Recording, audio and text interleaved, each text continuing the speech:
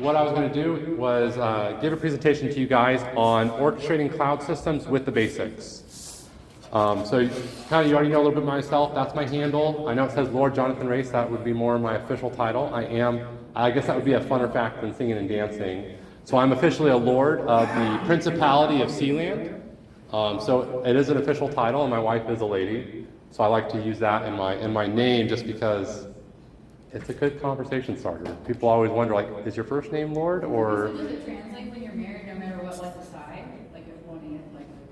As far as. Like the title, so like if you. Oh, does it transfer my son or that? I don't believe it does. But we'd be able to get him his own title. So it's not an official title as far as like the UK, but it is an official title as far as the Principality of Sealand. So a cool little thing we did for our 10-year anniversary. But that's my social media details if you wanted to see that. And yeah, like I said, I've been doing technology for over a decade. Really enjoy coding. I love integrating systems and technologies. I feel like I'm a really good problem solver. And yeah, so here we go. So talking about the basics of orchestration. So we're kind of all on the same page. One of the main goals of orchestration, as you can see here, is to configure multiple systems, right? But not just configure them, be able to kind of track the success or failure of them configuring, as well as decisions being made on that process. So whether it's a single system, whether it's an entire network, whatever it may be, that's the point of that. So I kind of highlighted here as far as automation. That's where we program. I would say it's a big thing, especially in my job on a daily basis. We try to automate everything, and as we automate stuff, it makes it easier to orchestrate things. Because as much as I enjoy, as much as the next person, taking the mouse and clicking and doing a bunch of things, I'd much rather just run one line of code and have it do everything for me, because it makes my life a whole lot easier. But as we look at orchestration itself, you guys, as you look up here, there's probably lots of tools on here that you've heard of. There's maybe tools on here that you've used, right? Whether it be stuff like Ansible, Docker Swarm, there's Puppet, Chef. There's various technologies that are integrated together to give us these capabilities. And I kind of put this up here, mantra this evening, talking about ChatGPT a little bit at the beginning. I'll credit this one to ChatGPT because that's where I got it. But I really love the analogy there, right? You can have all these different tools in the kitchen of an avocado slicer or a strawberry huller, but then it comes to the fact of now you have to store these, you have to maintain them, you have to make sure they all work the right way. So it's that fact of just because there's tools and there's lots of tools out there, the more you bring together doesn't always mean you're going to have the best solution or it's going to work the best way. I always look at it, there's a lot more points where it can break. So, I kind of always approach things from the perspective of, the simpler the better, and then you add things where that need is identified at. So that way you're not making it too complex, other people can do it, and it just makes it a whole lot easier to troubleshoot. And sometimes even the basics are the simplest, and they provide the most versatility. So as we look at these basics, we can see, especially for me, and what we do is, here's what I leverage. So obviously we use OpenStack as our main cloud platform. So on my role on the cyber range, right, Heat is one of those projects that we use. That's their built-in orchestration. So it provides the ability to orchestrate not just a single system. You can orchestrate multiple networks. You can orchestrate multiple subnets. You can also add in things like wait conditions where, something will configure and then it will wait until it's done configuring, and then it will start building the rest of your network, environment, or system, whatever it may be. Now, the reason I have Bash and PowerShell up here is because the majority of systems that we operate in the cloud run on what? Windows or Linux-based systems. And so I know there's lots of tools out there, such as like Ansible, where you can template how your environment or how your systems are configured. But a lot of times you then have to learn, okay, how does that tool function? And then not only that, there's limitations sometimes to what that tool can do because there's developers behind it that have to build in capabilities. Whereas if I just use simple Bash or PowerShell to configure those systems, that provides you a lot of flexibility because that's how those systems run You know, you can do everything and anything to a Windows system by just using basic PowerShell, and you can call various things. But if I try to use a tool on top of that, that means I now have to install something on the system, and then I have to figure out how to interact with that tool. Now, like I said, there's always a plus and minus to what that will actually provide to you as far as the benefits, right? Maybe you actually do need to manage the system after the fact, right? So with this case, right, it doesn't leave like an agent that you can then communicate with and make changes after the route, right? So this is really just initial orchestration of getting the system built out there and built properly. So that's where I have these three in particular, and we'll look at some examples of that. So overall, foundational technologies that I leverage, you can replace GitLab with whatever coding platform you use, GitHub or whatever else. And so what this allows is version control. It allows having the ability to have multiple contributors, having people review the code. But not only that, especially GitLab, is it provides a lot of all-in-one capabilities. You're able to do continuous integration, continuous deployment of environments, as well as you're able to leverage their built-in. You're able to leverage built-in runners or host your own.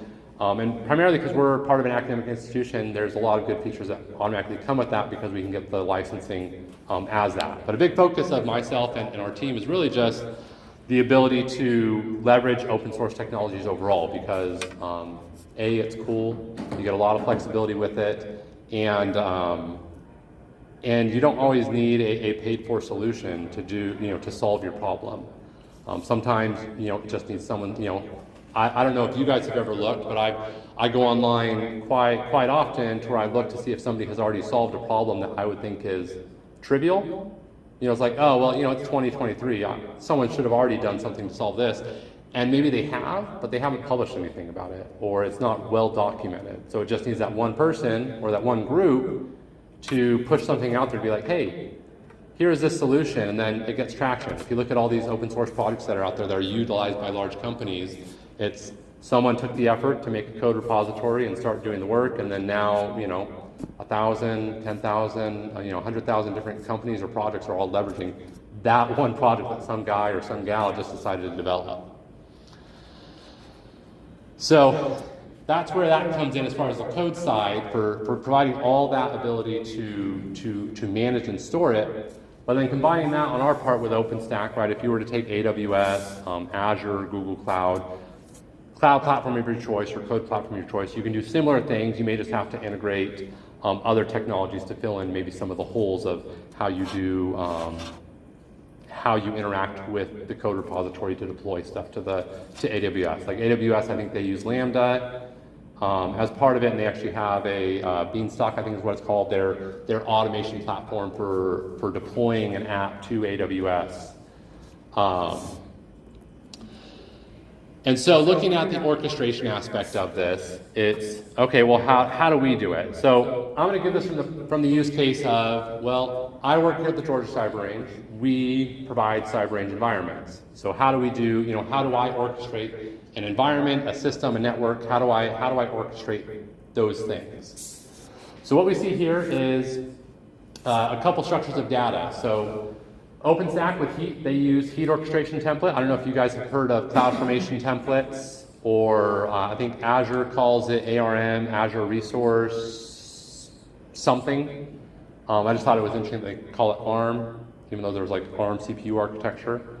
But what it does, it allows you to define various things. So if you think about basic structure of code, or even working with the command line, you have the ability to store variables, right? Those, which would be equivalent to those parameters, right? These are things data that I want to pass in, so that way it can be dynamic. Then you have resources. So these, as you can see there, router, network, subnet, these are the things that make up that environment or those systems. Not only that, let's say I want to see the results of things, right? So after the execution of something, or I want to be able to store maybe the credentials that I've used, that I built the environment with, the IP addresses, because it's all dynamic. I can use outputs to do that, to where I can have it, as it deploys, I can have it store and then provide those outputs to me. So after everything builds, I can then interact with them and do follow-on actions. So this is kind of two-part of this heat orchestration template. That's that overall template. We'll look at an example of that. And then within there, that's what we see that user data. So when we're talking about a system and the aspects of orchestrating that, that's where that user data comes into play. And with OpenStack, there's various types of data. Like I said, I try to stick to PowerShell and Bash because those operating systems natively support that. But you can pass in items such as native Python. If you use, I think it supports like 4 or 5 data types. So you can pass in items such as cloud config, which is something that's also supported on AWS. Python aspects, you can pass in PowerShell, shell, as well as if you even felt frisky to try it, you can do command prompt, command, MS-DOS command as a user data format. If you wanted to configure a Windows system with that. And so what this kind of looks like, let me slide over here. We're going to open it up and we'll zoom in here.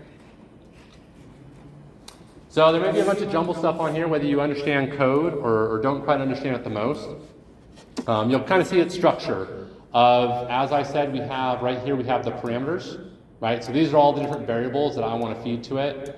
And I can feed default values. So you can see password, username, tenant ID. This would be associated to the project that it's deployed in within your OpenStack environment. And then any other criteria that may be required. Now, here's what I was talking about, those resources, right? So here I can actually define the networking, the subnet to include, you can see I can specify the actual IP addressing that I want. And then as I keep going down, I can add a router interface. This acts as a gateway. So I can give it access to the external world, because there's no point if I'm gonna try to set up a system and I don't give it access to the internet, is it gonna be able to install stuff from the internet? No. So this allows me to do that, as well as when I keep going down, I'm gonna get to, as you see here, Nova server. So this type field tells you what type of resource it is.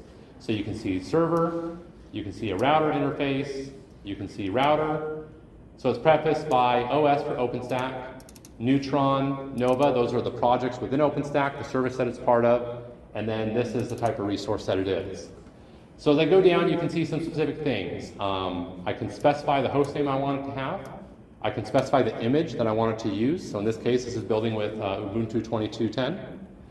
I can specify the type of resource, so how many virtual CPUs, how much RAM. But as I go down, here's where I was talking about that user data portion. So this is a Linux system.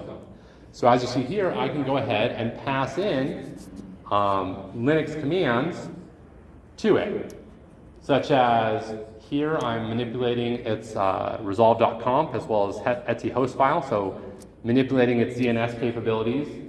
I keep going down, I'm setting up, I'm auto resetting the password for the root account. I'm setting some variables that can be used later and stored. And then I'm downloading a script, making it executable and executing it. Right, so this allows me to, whatever I want to put in there, I can do it. So if I needed to call out to some external service like an S3 bucket from AWS or an OpenStack, this is pulling from object storage. It's like S3 buckets. So it allows you to store files and objects and binaries that you can then call. So I'm just having it pull that config file. And that's where if I go here, right, that's where that user data portion comes in. Because I can actually go look at that, and just like we saw before, this is a Linux system, so when it downloads that config.sh, here's all the things that it's doing. And I would say this is a more rudimentary one. We have some more advanced things that we do nowadays to make the output drastically better to look at. But this was something that I was proud of. I would say, I'd say maybe a year, 2 years ago. These systems build, and a lot of times you want to see, well, how is it building? Is it actually executing the commands that I gave it? Because a lot of times it'll just give you the standard output. And if you work with the command line very much, once you execute a command, it may or may not have output. So this was a nifty little function that I identified, and you can do it on Windows too in a similar format, but I'm setting up a command array, so it's a list of commands. And then all I'm doing is I'm having it print out that command to standard out, and then I'm having it execute that command. So when I look at the logs, I can see Okay, there's my command that it ran. Okay, there's the output for it. I can see that for each command, and that's why I put like these special characters, because it helps to stick it out. And we'll look at an example of that. When it had on, that's visible from the CI/CD Yeah. pipeline, so you can see as your job goes, Yeah. it's doing things. Yeah, and we'll take we'll take a look at that. So you can see this is doing some more stuff, right? So I would say this isn't built to be a secure system, right? That's why I'm disabling all the updates. That's why I'm not concerned about you guys seeing any of this. This is a public repo that you guys can view. But you can see I'm doing some various things here, right? From enabling SSH, so that way I don't have to, use a key if I don't want to. I'm installing a bunch of software, as well as XRDP, RDP, Google Chrome. In this case, this is meant to be a development system, so it's meant to have Jupyter notebooks and Jupyter Labs built into it. So that way, after the fact, I don't want to have to. If I'm going to build this, I don't want to have to do stuff after the fact. I just want to log in and be able to use it. I think that's the best policy to go by. So as we go through here, right, you can see that it's just doing a bunch of these things, and this is something you would normally do on a system, right? If you go to configure it, let's say I would manually build this virtual machine and do it. I would have to run these commands manually, or I'd have to click through the menus to do this. So it's no different than if I built it manually, except for the fact that I have now a history of all the things that I did, and I can take this script and I can run it on any system. I don't need to just use it in the cloud. So I can rinse and repeat this as many times as I want. But this is just showing how that configures, and you can see here at the very end, the very last thing it does is it goes ahead and it sources and it starts that Jupyter Lab environment. Now what this kind of looks like, let me pull over to here. Here we go. So what this looks like for us, right, as a fully deployed aspect, if I go to log in, let me zoom in a little bit so that way we're not all squinting our eyes, is I can actually go over to this system. After I click out of that, there we go. I can actually go over into the system and interact with it live. So I can see here, this is the this is a Jupyter notebook that was spun up, and in the background, right here it is where it ran, and it shows me, hey, go ahead and log into here. And one thing that I did, I had this kind of preloaded, and it has an already existing data set of news articles, whether it be fake or true. And the whole point of this was not my work to build this Jupyter notebook. This was somebody else's project that I needed an example of. I'm not a data scientist by trade or anything, but like I said, I'm really good at reading the docs, and I can find solid examples and put this together. I did put all this together myself. But this is where, right, from a developer's perspective, you can go in and you can now have your fully built virtual system that you can then do stuff with, right? You can install software after the fact. This isn't limited to where, hey, I can't go out to the internet. I can set it up that way, but I can also go here and I can run my commands just like anybody else, and I can create files on the system. I can do whatever I need to then ensure that it works. So how does this look from the cloud perspective, right? So when I talked about that orchestration aspect, it's looking at a couple of things. So let's go back here. So it's looking at a couple of things. So from the GitLab perspective, I can see here that on this side right here, this is showing that CI/CD, that pipeline of running, where I'm uploading the data from that repository to my object storage, similar to what you do on any cloud environment to deploy an application. Not only that, then I'm going through, and this is also deploying that template, that heat orchestration template.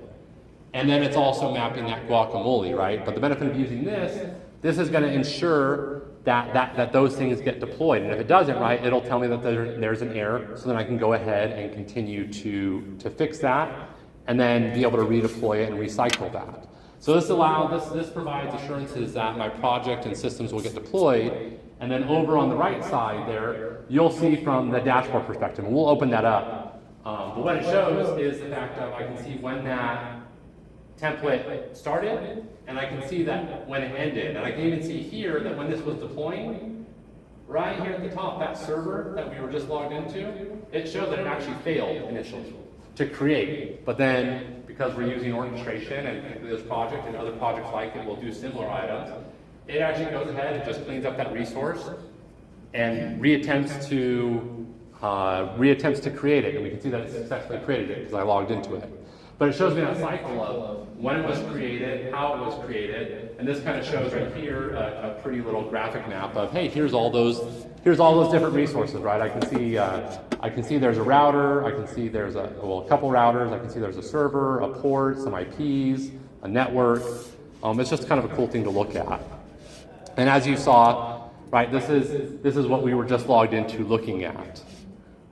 So from the cloud perspective, when we actually log in and look at it, let me zoom in here because we're not blind.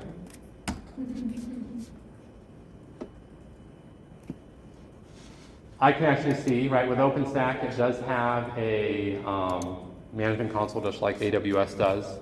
So like any tool, right, there's certain things that you can't just do everything from code or from scratch.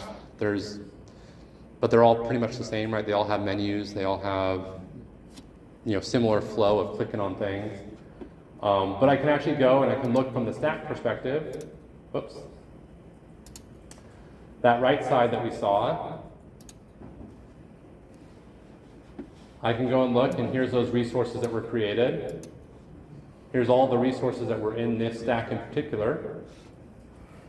There's that event that we looked at for when it created itself, and I can see right here, here's where that failure was.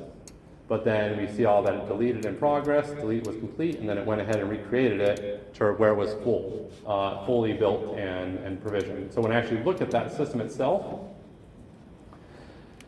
this is where we were talking about looking at the code for it to see, okay, well, we can actually see that output, right? So there's different ways to do this, and this is where, right, depending on the tool you use will depend on what level of fidelity you have or, how you want to provision it. So this does it all in lines where I don't have to do any extra steps after I deploy it, right? So there are plenty of orchestration tools out there where you deploy things and then you then have to go in and then trigger a second, third, or fourth action to do follow-on items to it. But if I scroll down, I can actually scroll down and we'll go all the way down. Here's where it's doing the networking. This is just natively with how OpenStack and cloud systems build. But if I keep going down, this one, I think actually did it, so we might have to actually look on the system itself. So we're going to do this fun little thing, and we're going to do less var log syslog. And it should have everything. We're going to zoom out a little bit here. Logs may have recycled, so we'll see here. Q, do syslog.1. We'll go down a couple pages and let's see if it shows it. No, it's more publish cloud init output. You might be able to look at that file too. yeah, I was like, actually, I can do this. This was an older system that I built, so I did rebuild a system the other day just to make sure that it did build. So we'll go right here to this one. Nope, not that one. Oh, I deleted it. Gosh, dang it. All right. Yeah, I mean, I can. Yeah, you got the log file inside of that view for the cloud init output. Yeah. Way to put the pressure on. There, I have a 42. And so if there's any questions of that, by all means, I'm all for answering questions as you have them as I pull this up and I'll click it to run. You can make for your commit history. Oh yeah. The animation of those icons. We'll do this one. That like dragging, it was cool. What you were talking It's fun. It's fun to be able to do those kind of things. Like that, the icon where you like dragged it into priority. Yeah. Academic. There we go. This is actually what I deployed it from. So what we can actually do is we'll just do this live and go here. Oh. Yay, dark mode. I know, right? Helps save the eyes of thousands in a year. So I'm just going to go ahead and change these guys to create. And then we're just going to go over here. And some of the stuff that I'm doing here, right, this is kind of some built-in, just built-in things of how this deploys and works. So that's just me deploying that. So if I go back to the project, right, I can go here and you can see the pipeline actually deploy. So it's running the pipeline, it's going to run these three things. So like I said, it's going to upload everything to the object storage. That way you can see it. It's going to upload everything to there we go. So right here, right, forget the deprecation warnings there, but I can see that it did in fact create my container. And if I keep going, I can go to heat, and I can see that that one's ongoing. And so this one is, because it's native to GitLab, right, it's going to pull in where we have a custom container that we use that is openly out there that integrates the different technologies we use. But it's going to go ahead, it's going to pull this repository, and then I can see there at the bottom, right, it tells me that that stack has been created. And then if I keep going to Guacamole, this is just that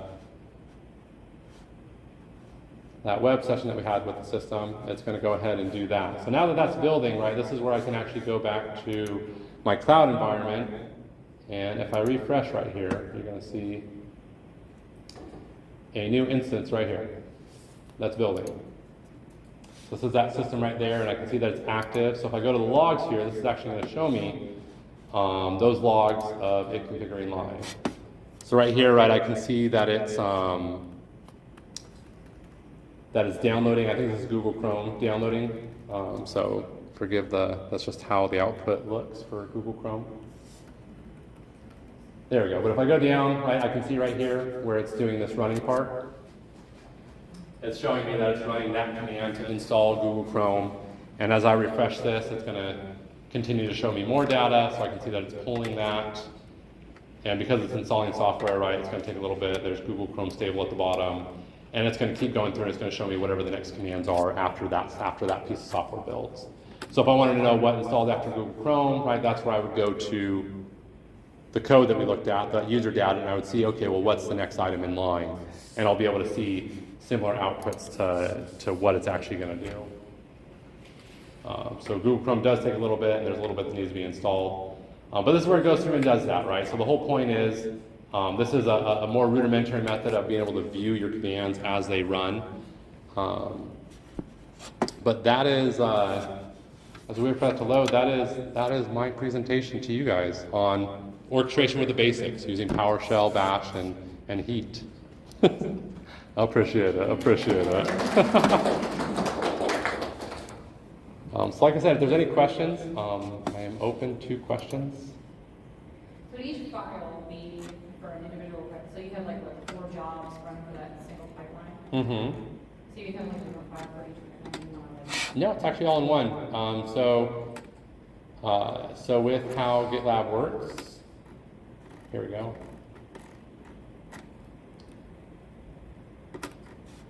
Yeah, so with how GitLab works, it actually, let me go over here.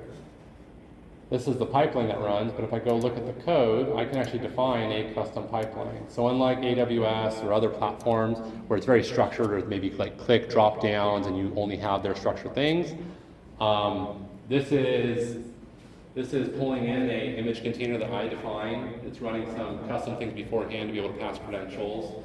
But then it's just taking these scripts, and as you can see, it's just printing out Python, or it's executing Python for specific modules that we had built to do those items.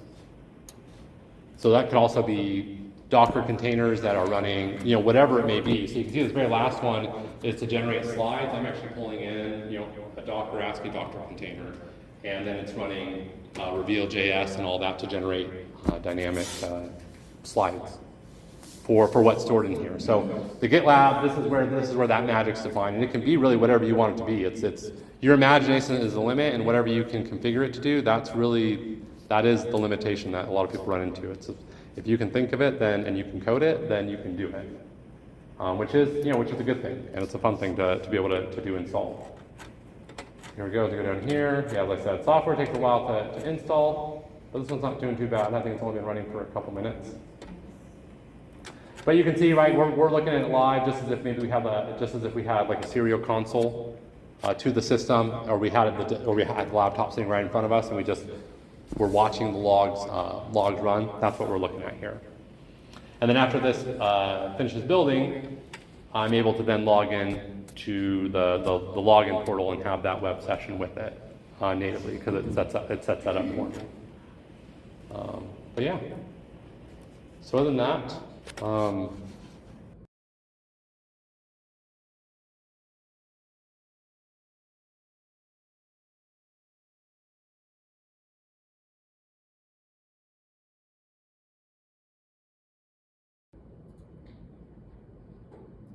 this is for you guys.